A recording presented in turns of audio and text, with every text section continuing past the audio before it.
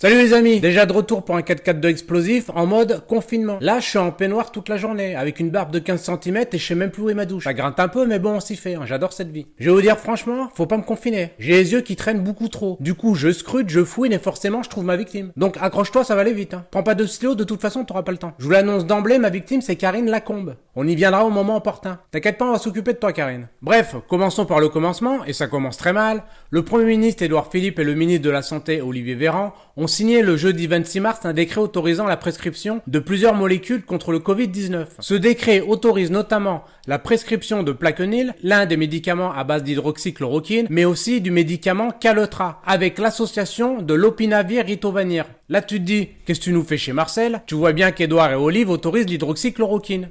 C'est vrai, le 26 mars, comme vous pouvez le voir avec ce décret. D'ailleurs, Didier Raoult s'en félicite sur Twitter. Mais problème, ça ne l'est plus le 27 mars. Puisque dès le lendemain, avec l'aimable silence assourdissant des médias, ils ont modifié le décret. Le renouvellement de prescription n'est plus autorisé. Le traitement du professeur Raoult reste donc inaccessible aux Français, mais uniquement pour les personnes en état grave. Quand c'est trop tard, en fait. Je suppose que tu découvres ce nouveau décret et que tu pensais, comme tous les Français, y avoir droit. Eh ben non. Ni TF1, ni CNews, ni BFM n'ont communiqué sur ça. Je demande bien pourquoi. Donc écoute bien la pirouette. Il est autorisé d'administrer cette molécule contre le Covid-19 à l'hôpital uniquement. Et seulement au cas grave. Est-ce que vous entendez ça? C'est d'une stupidité monstre, comme le rappelle le professeur Raoult. Ça veut dire que l'on va administrer l'hydroxychloroquine au moment où les malades ont une insuffisance respiratoire et n'ont presque plus de virus. C'est trop tard. C'est quand ils ont une forme moyenne et modérée qu'il faut les traiter, car c'est à ce moment-là qu'on peut contrôler les virus qui se multiplient. Quand les malades sont rentrés en réanimation par exemple, le problème c'est plus le virus, hein. Le gars il cherche de l'air, il suffoque, le virus il s'en tamponne le cul. Il a 2 doigts de claquer le gars. Qu'on se comprenne bien. Nous, on se pose la question de quand est-ce que tous les malades pourront avoir accès à l'hydroxychloroquine. Alors je vais vous dire, il va falloir être patient dans cet état d'urgence, puisqu'il faudra attendre les résultats de Discovery. Alors Discovery, en fait, c'est un essai clinique européen et on aura les résultats dans 6 à 8 semaines. Donc quand ce sera trop tard. Moi, dans 6 à 8 semaines, je serai à la pêche au goujon Éveyron avec mon pote Manu. Et tous les malades seront décédés. Va falloir mouliner du cercueil. On aura déjà compté les cadavres. Discovery, ça veut dire découverte. Alors si c'est pour découvrir des trucs quand tout est terminé, faut pas l'appeler Discovery, faut l'appeler Too Late. Trop tard. S'il fallait démontrer que l'hydroxychloroquine ne fonctionne pas, on s'y prendrait pas autrement, puisqu'ils vont administrer le médicament aux patients les plus graves, au moment où c'est trop tard. Avant l'heure, c'est l'heure, après l'heure, c'est plus l'heure. Et c'est ce que nous rappelle le professeur Perron. Ce qui fonctionne, c'est le dépistage précoce, après c'est trop tard. Alors une dernière chose, après on va s'occuper de Karine, t'inquiète pas Karine, on t'a pas oublié. Alors là les amis, on rentre dans un monde parallèle, celui de l'horreur, prends une bassine, on sait jamais, accroche-toi. Je cite le docteur Perron concernant les essais cliniques Discovery. Certains malades vont être testés par un placebo, auront signé un document dans lequel ils acceptent ne recevoir éventuellement aucun traitement. Je ne trouve pas ça éthique alors que le Plaquenil, médicament à base d'hydroxychloroquine, marche. Ça veut dire que les malades qui espèrent guérir vont être utilisés comme des cobayes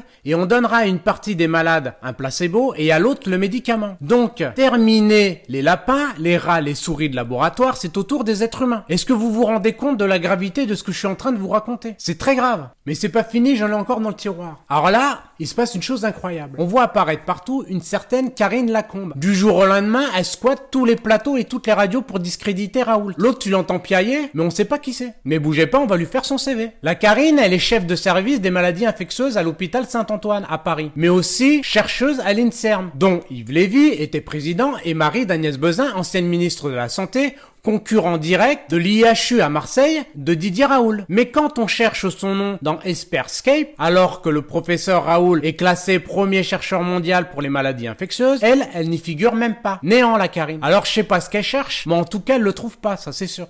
Elle dira concernant le traitement du professeur Raoult, ce qui se passe à Marseille est absolument scandaleux. C'est en dehors de toute démarche éthique. Alors justement, on va en parler de ton éthique. Parce que pour critiquer Raoult et l'hydroxychloroquine, on t'entend, mais t'es diablement discrète quand il s'agit de tes liens d'intérêt avec les laboratoires pharmaceutiques. Puisqu'elle a touché de l'argent de AbbVie qui produit Caletra, et de Gilead qui produit Remdesivir, les 2 autres médicaments testés contre le coronavirus pour contrer le médicament Plaquenil, médicament à base d'hydroxychloroquine du professeur Raoult. Et c'est ce que nous rappelle le député Joachim, s'adressant sur Twitter à Karine Lacombe. Vous devez, quand vous intervenez, déclarer vos conflits d'intérêts puisque vous avez touché de l'argent de AbbVie et de Gilead, les 2 alternatives à l'hydroxychloroquine. Plus grave encore, on retrouve Karine Lacombe faire le point sur la crise du coronavirus aux côtés d'Édouard Philippe et d'Olivier Véran. différents. L'une des plus virulentes opposantes à Didier Raoult, qui a de multiples liens d'intérêt avec l'industrie pharmaceutique, devient comme par magie la voix du gouvernement et des médias. Et quand je vous dis qu'elle a des liens avec l'industrie pharmaceutique, tout est là. Servez-vous, c'est cadeau. Ça, c'est sa déclaration d'intérêt de 2016. Elle a gagné au moins 18 000 € des laboratoires AbbVie et Gilead. Elle a participé à un congrès avec AbbVie en 2018, également participé à une étude pour AbbVie publiée en novembre 2018. Elle a été formatrice lors d'une journée de formation financée par AbbVie faite le 17 octobre 2019. Donc, je veux dire, il n'y a pas très longtemps. Et quand on va sur Transparence Santé, Gilead affiche 17 000 € de versement à Karine Lacombe au titre de convention et de rémunération entre février 2007 et fin 2019 et 8 000 € en avantage depuis 2013. AbbVie, pour sa part, déclare avoir versé à la professeure 26 000 € en convention et rémunération entre février 2016 et fin 2019 et 12 000 € d'avantage depuis 2012. Ça s'appelle du conflit d'intérêts avec l'industrie pharmaceutique. C'est scandaleux que Karine Lacombe puisse prendre la parole sur les plateaux télé et surtout avec des ministres sans déclarer ses conflits d'intérêts. Résultat des courses, on se retrouve avec Didier Raoult d'un côté, seul contre tous, avec le Plaquenil, l'hydroxychloroquine